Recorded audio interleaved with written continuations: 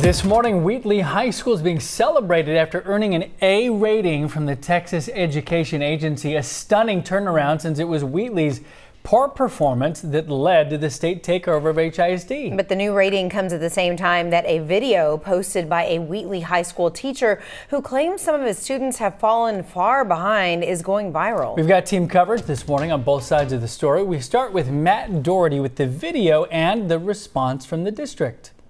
The video's gone viral. When asked, the superintendent says this isn't new information, and 3 years ago, things were much worse.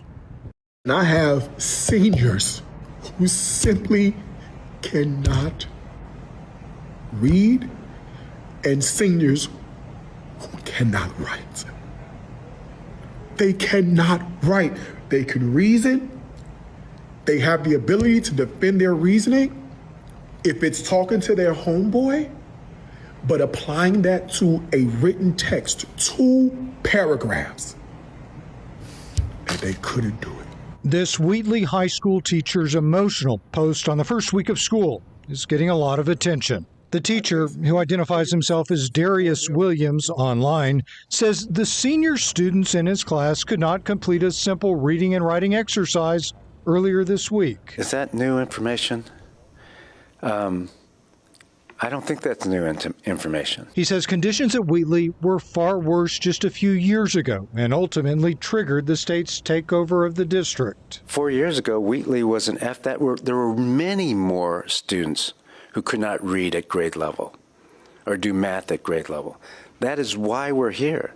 That's why this is serious. Heading into the school year, the superintendent says Wheatley has an A rating for the first time ever, along with several other schools in the district. But despite the improvements, he says too many students are still falling short of grade level standards. That's why it's so important doing what we're doing. That's why we raise expectations.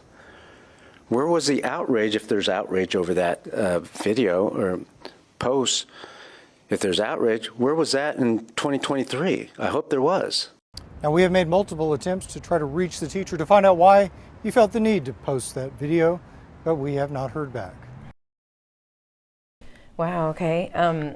Matt, thank you. We appreciate that. Now, despite that teacher's concerns, Wheatley High School just received an A rating for the first time since the Texas Education Agency implemented its A through F system. Yeah, big deal. Administrators are crediting the district's new education system with propelling Wheatley's turnaround. KHU 11's Trayson Bragg joins us live now with the details. What a change, Trayson.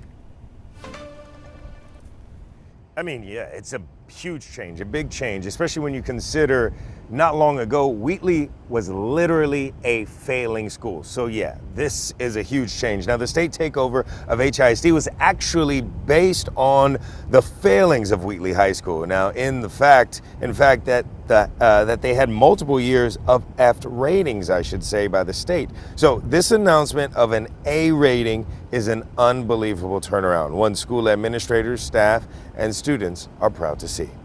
It's time. The kids deserve it. The kids earned it. They've accomplished it. Excellence is the standard and greatness is the goal. And I love that new lingo. And I want to, take that with me.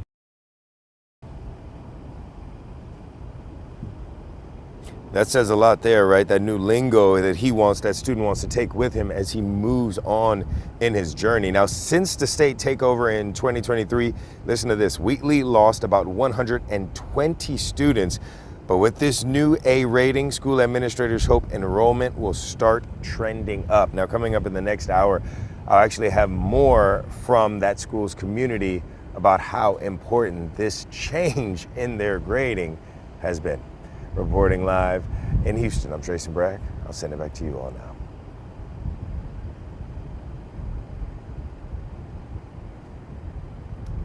All right, Trayson, thank you so much. And we want to make sure that we're asking the school leaders about questions that matter to the parents about safety or transportation, staffing, anything. You can scan the QR code here or text the word school to 713-526-1111 to take that parent survey, and your questions and feedback shape our coverage. This morning, we are